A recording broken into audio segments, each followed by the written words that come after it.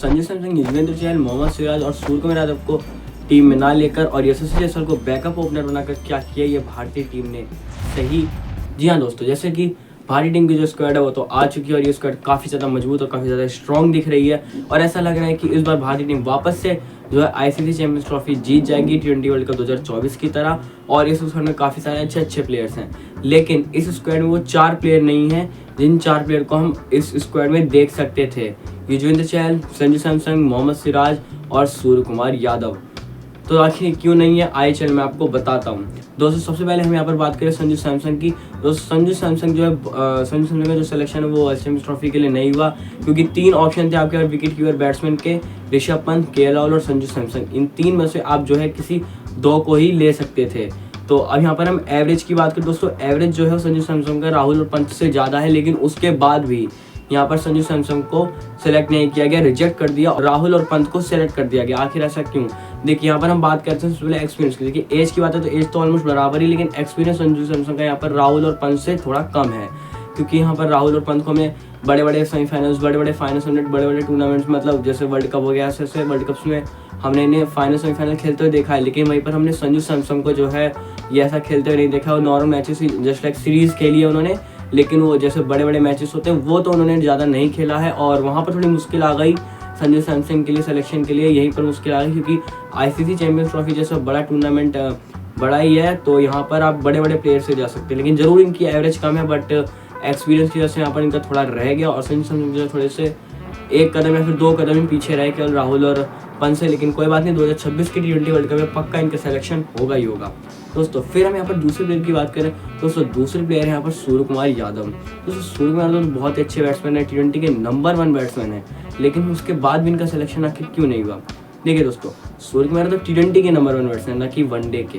दोस्तों सूर्यकुमार का T20 और वनडे में अगर कंपैरिजन करें तो वनडे का जितना अच्छा उन्होंने T20 में खेला उससे कई ज़्यादा बेकार उन्होंने वनडे में खेला है, क्योंकि सूर्यकुमार यादव का एवरेज जितना अच्छा T20 में उतना ही बेकार वनडे में भी है।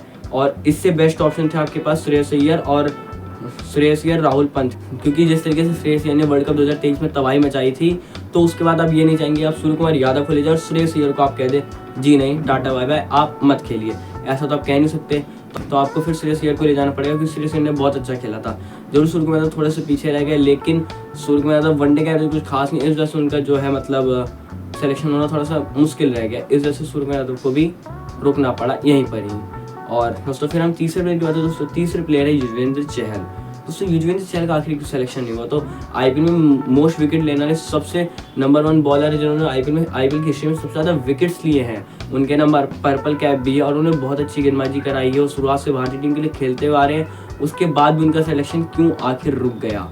क्योंकि दोस्तों यहाँ पर युजवेंद्र चहल और कुलदीप यादव 2 बॉलर थे, आप इन 2 में से किसी एक को ले जा सकते थे।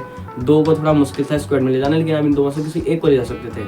और यहाँ पर हम बात करें विकेट्स की और एक्सपीरियंस की, तो युजवेंद्र चहल में थोड़ा ज़्यादा था, क्योंकि युजवेंद्र चहल ने कुलदीप यादव से थोड़े लगभग बराबर ही मैचेस हैं, लेकिन विकेट्स थोड़े युजवेंद्र चहल के ज़्यादा हैं। और कुलदीप यादव की बात करें दोस्तों, कुलदीप यादव को यहाँ पर हमने लगातार खेलते हुए देखा है भारतीय टीम से पिछले 1.5-2 साल से में, और उन्होंने बहुत अच्छी परफॉर्मेंस भी की। और युजवेंद्र चहल ने जो है पिछले 1.5-2 साल में हमें क्रिकेट में दिखे ही नहीं है भाई मेरे, इंटरनेशनल क्रिकेट में तो वो दिखे ही नहीं है खेलते हुए।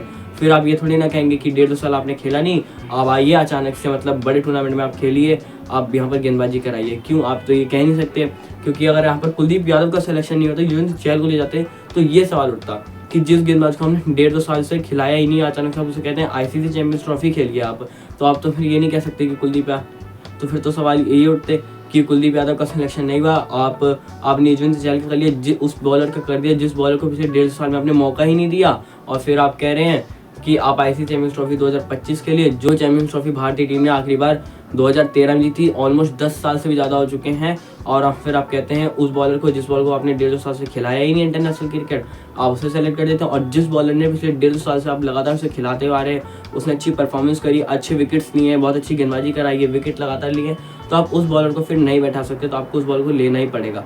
तो युजवेंद्र चहल का जो सिलेक्शन यही रुक गया, क्योंकि उनको आपने कंसिस्टेंसी नहीं खिलाया, आपने उन्हें रोक दिया। 1.5 साल में तो हमें इंटरनेशनल क्रिकेट में दिखे ही नहीं, बहुत ही कम दिखे, तो उनका सिलेक्शन जो है यहीं पर इस वजह से रुक गया है ना। ये मेरी बात सही है ना? बात तो सही है। तो दोस्तों फिर हम यहाँ पर चौथे प्लेयर की बात करें दोस्तों, चौथे प्लेयर है मोहम्मद सिराज। क्या गलत था? पिछले 1.5 साल से खेला नहीं भाई, इनसे ज़्यादा किसी ने खेला ही नहीं है भारतीय टीम में। सबसे ज़्यादा विकेट्स नहीं लिए भाई, विकेट भी बहुत अच्छे लिए हैं, गेंदबाजी अच्छी कराई है, लगातार खेलते हुए आ रहे हैं और एंड मौके पे कहते हैं टाटा बाय बाय भाई, मेरे आपका सिलेक्शन नहीं हो सकता, आप जाइए, है ना। क्यों? क्यों इन्होंने तो लगातार 1.5 साल खेला भी, विकेट्स भी गिराया, आखिर क्यों इनका सिलेक्शन नहीं हुआ। और इस स्क्वाड में मैं ऐसे 2 प्लेयर बता सकता हूँ जिन 2 प्लेयर्स की जगह मोहम्मद सिराज का सिलेक्शन जो है हो सकता था, लेकिन भारतीय टीम ने उन 2 को ले लिया, लेकिन मोहम्मद सिराज को नहीं लिया। भाई अगर मोहम्मद सिराज को ले लेता ना, जसप्रीत बुमराह, मोहम्मद शमी और मोहम्मद सिराज, जिस तरीके से उन्होंने वर्ल्ड कप 2023 में तबाही मचाई थी ना, ये चैंपियंस ट्रॉफी में भी तूफान ला देते तीनों मिलके। लेकिन आपने मोहम्मद सिराज को नहीं लिया, आपने बुमराह शमी ले लिया है, लेकिन आपने मोहम्मद सिराज को नहीं लिया। आखिर ऐसा क्यों? क्योंकि आपको मोहम्मद सिराज को आपको लेना चाहिए था। देखिए, ये आपको मोहम्मद सिराज को यहाँ पर लेना ही लेना चाहिए था, क्योंकि मोहम्मद सिराज ने बहुत अच्छी गेंदबाजी कराई है और विकेट्स लिए हैं और लगातार आप इन्हें खिला भी रहे हैं 1.5-2 साल, फिर आप एंड मौके पे कहते हैं नहीं भाई आप में वो बात नहीं, आप मत खेलिए। और ऐसा क्यों? ये इस चीज़ का क्वेश्चन जो है, इस चीज़ का जो आंसर है तो मुझे भी नहीं पता आखिर क्यों नहीं लिया। यहाँ पर अगर मैं स्क्वाड कर दूँ तो स्क्वाड में देखेंगे यहाँ पर आपने यहाँ पर 5 बैट्समैन और 4 ऑलराउंडर, 7 बैट्समैन और 4 ऑलराउंडर लिए हैं। अमूमन आप अपनी टीम में 7 बैट्समैन, 3 ऑलराउंडर और 5 बॉलर ले जाते हैं, लेकिन आपने 4 बॉलर और 4 ऑलराउंडर लिए हैं और इक्वल लिए हैं ऑलमोस्ट आपने। लेकिन यहाँ पर आप इन 4 की जगह, जैसे कि हार्दिक पांड्या, रविंद्र जडेजा हर मैच खेलेंगे 6 और 7 पे, फिर 8, 9, 10, 11 बुमराह शमी की जगह पक्का है, 8 पे कुलदीप एक स्पिनर खेलेंगे, तो 10, 11 पे बुमराह शमी की जगह पक्का है, 9 पे कुलदीप तो खेलेंगे। अब बची जगह सिर्फ 8 नंबर की। आपका मन किया आप हरषदीप सिंह को खिलाइए तो आप हरषदीप सिंह को खिलाएंगे, वरना तो फिर आप अक्षर पटेल और सुंदर में से किसी एक को ही खिला पाएंगे। यानी कि आप अक्षर पटेल और सुंदर में से किसी एक की जगह मोहम्मद सिराज ले सकते थे। क्यों? क्योंकि आप इन दोनों से किसी एक को ही खिला पाएंगे अपनी स्क्वाड में, या फिर इन दोनों को ही नहीं खिला पाएंगे। कोई मैच ऐसा जा सकता है जिनमें इन दोनों को ही हम खेलते हुए ना देखें, क्योंकि भाई स्क्वाड है, प्लेइंग 11 होगी, प्लेइंग 11 की जगह मुश्किल बन सकती है। तो यहाँ पर आप सुंदर या अक्षर पटेल, इन दोनों से किसी एक की जगह मोहम्मद सिराज को ले सकते थे, लेकिन भारतीय टीम ने नहीं लिया। और क्यों नहीं लिया तो मुझे भी नहीं पता। आपको पता है तो आप कमेंट बॉक्स में बताइएगा। दोस्तों फिर हम अगले प्लेयर की बात करें। दोस्तों अगले प्लेयर हैं यशस्वी जायसवाल। दोस्तों इस स्क्वाड में बहुत अच्छे प्लेयर्स हैं, लेकिन यहाँ पर आपने यशस्वी जायसवाल को लिया तो है, लेकिन आपने बैकअप ओपनर लिया है। क्यों? क्योंकि इस स्क्वाड में आपने सुमन गिल को जो है वाइस कैप्टन बना दिया है, और आपने इस वाइस कैप्टन बनाने के साथ साथ पता चल गया कि अब जायसवाल तो है बैकअप ओपनर खेलेंगे। अगर ये सुमन गिल इंजर्ड हो जाते हैं या फिर अवेलेबल नहीं रहते तभी खेल पाएंगे यशस्वी जायसवाल, वरना तो यशस्वी जायसवाल नहीं खेल पाएंगे। और यशस्वी जायसवाल के साथ भी थोड़ा सा गलत हुआ है।